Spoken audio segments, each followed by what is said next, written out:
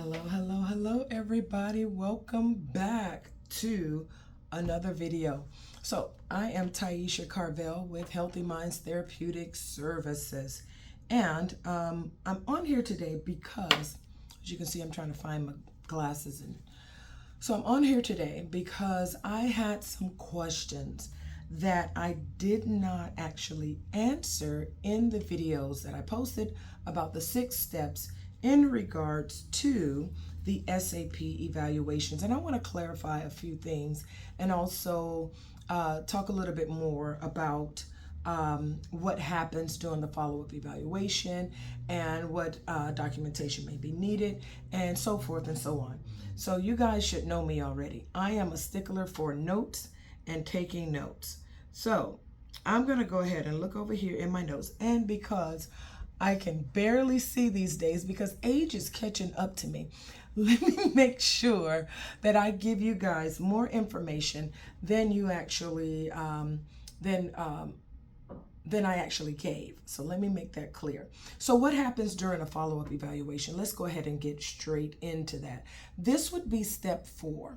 Okay, I do have the video, maybe you'll see it somewhere up here, about step 4 as I go into a little detail. And excuse my voice, I had an amazing weekend. My birthday month was May, and I must have screamed and yelled, and now I sound so raspy. It's ridiculous. But let me get back into the follow-up evaluation.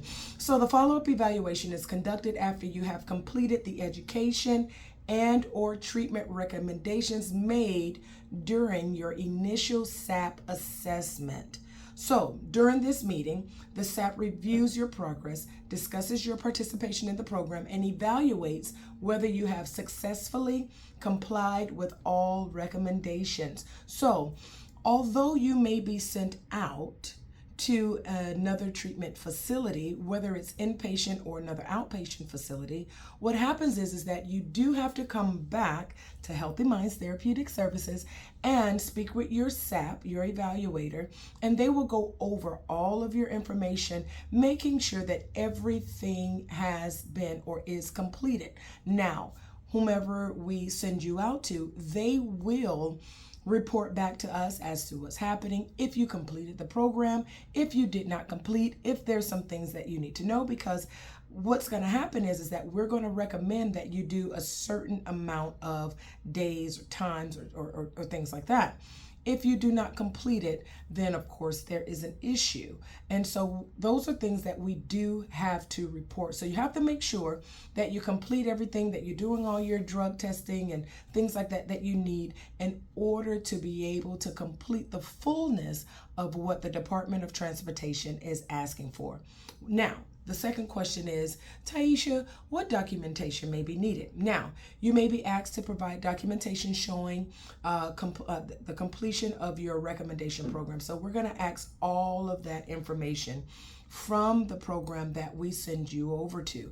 Remember, although we have a program here, we can do everything that the other service, the other referral program can do as well. But the Department of Transportation does not want the substance abuse provider and they don't want us to be able to do both. So although we can do the treatments and we can do everything here, they want us to send you out, which makes sense. I guess you kind of they don't want us to be biased, I guess, in a sense.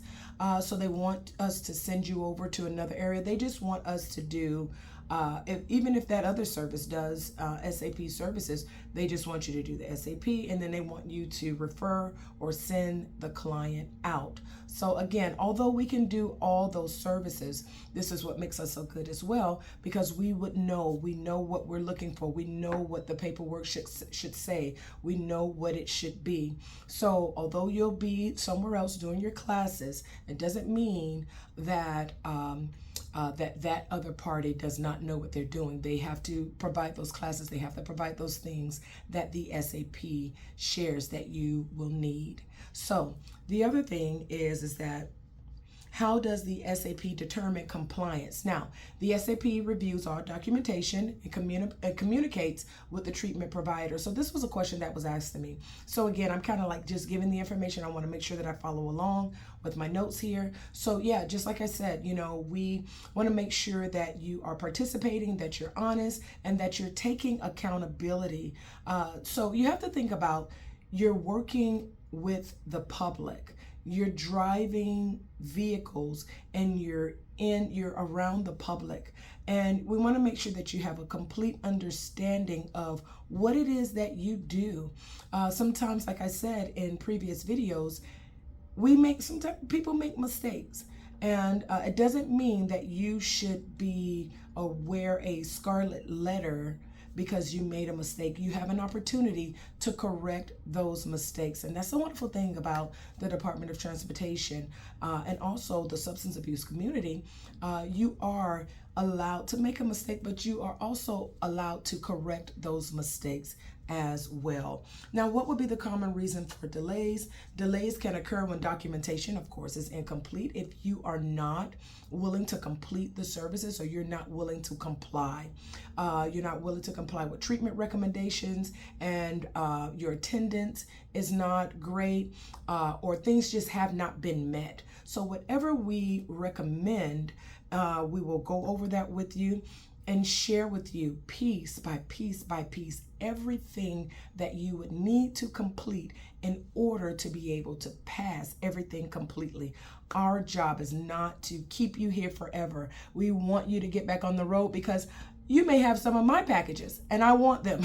So we need you to get back on the road, but we need you to get back on the road safely. So I guess that would be it. What happens after you are deemed compliant? Now, if the SAP determines that you have successfully complied with all recommendations, the SAP will submit a report indicating that you are eligible to proceed to the return to duty testing process. Now, once you successfully complete the return to duty test, your employer can consider returning you to a safety sensitive position. Now, the SAP will also establish a follow-up testing plan that your employer must implement after your return to duty. Now, you'll see that in step 6 after I kind of talk about that. So I just wanted to clarify some things. I kind of wanted to come here and share a little bit more, because there were some questions like, what happens? What do you do? What do you do? I thought I was clear, but apparently you guys will tell me if I'm clear or if I'm not. So I wanted to share that with you guys. And so thank you so much for watching. And like I said, I'll have that video step 4 somewhere up here. You guys have a great day. Thank you for watching.